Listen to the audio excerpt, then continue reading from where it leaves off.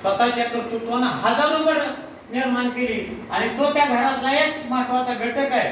काय झालं तर बालाजी काका युद्ध केले तर सुद्धा मग बालाजी काकाला विचारून आपण निर्णय घेऊ.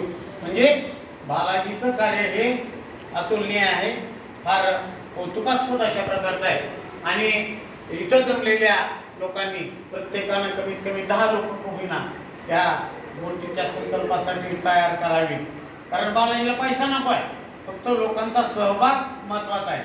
आज तुम्ही दररोज डबे देताय, पण बालाजीच्या घरी कमीत कमी वर्षातून 4-5 तरी जेवण होते, कशी होते माहीत नाही.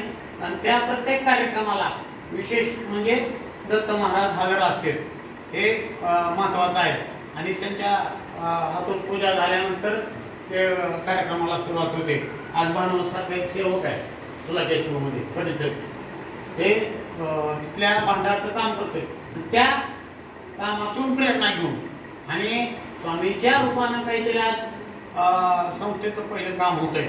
या कार्याला बालाजी हार्दिक हार्दिक शुभेच्छा देतो. या कार्यक्रमासाठी आदरणीय दत्त महाराज त्यांना चालणं होत नाही, मी बघितलं त्यांना आजारी असतानाही केवळ संस्थेचा पहिला कार्यक्रम आहे, त्या कार्यक्रमाला आपण उपस्थित राहिलं पाहिजे म्हणून उपस्थित राहिले. त्याबद्दल त्यांचे त्याचप्रमाणे पी टी पाटील साहेबांना सुद्धा आजारावर आहे म्हणजे निश्चित व्यापार कारण त्यांना आठवड्याभर तेही उपस्थित राहिले. प्रतापरावांना या ठिकाणी उपस्थित राहिले आणि डॉक्टर पाटील मॅडम उपस्थित राहिल्या, जाधव साहेब उपस्थित राहिले, बांगे साहेब उपस्थित राहिले. सर्वांची नाव काही कराडकर त्यांनी आता काही इलेक्ट्रिक गाडीचं शोरूम केले.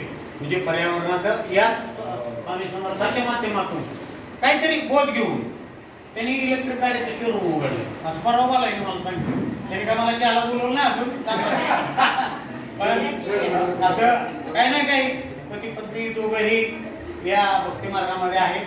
आमची भगिनी बांधे मॅडम काय करण्या भरपूर संपत्ती आहे, तरी पण कुठंतरी एक आत्मिक समाधान असावं म्हणून ते या भक्ती मार्गाकडे वळलेले. आज सूत्रसंचालक त्याचप्रमाणे सर्वांचं मी या ठिकाणी आभार मानतो. हा छोटेखानी कार्यक्रम जरी सुरुवात असला तर या कार्यक्रमाची वरतीवर शतपटीनं वृद्धी व्हावी. आणि आज किती विद्यार्थ्यांना 10 विद्यार्थ्यांना वाटप केलं ना, 13 आणि दिलेलं दान कुणाला सांगू नये असं म्हणतात. मग त्याला गुप्त हात भरपूर उभे राहतील बालाजी मी गॅरंटी देतो, कारण मला कोण काय नाही म्हणत नाही. तर आज या ठिकाणी मान्यवर मंडळी उपस्थित राहिली, त्यांनी आपला बहुमूल्य अशा प्रकारचा वेळ या ठिकाणी दिला.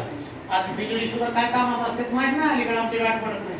पाटील साहेबांनी काय काम लावले ते या ठिकाणी आवर्जून उपस्थित राहिले, दादेसर उपस्थित राहिले. सर्वांचे आभार मानतो.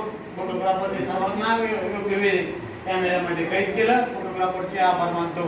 आणि आपला कुठं ना कुठं सगळ्यांनाच सांगतो, आत्मिक समाधान जर प्राप्त करायचं असेल तर आपल्याला प्रत्येकानं या अशा कार्यक्रमामध्ये सहभागी व्हावं अशी सर्वांना हात जोडून विनंती करतो. आणि हा छोट्या कार्यक्रम संपलेला आहे असं मी जाहीर करतो. जय हिंद, जय स्वामी.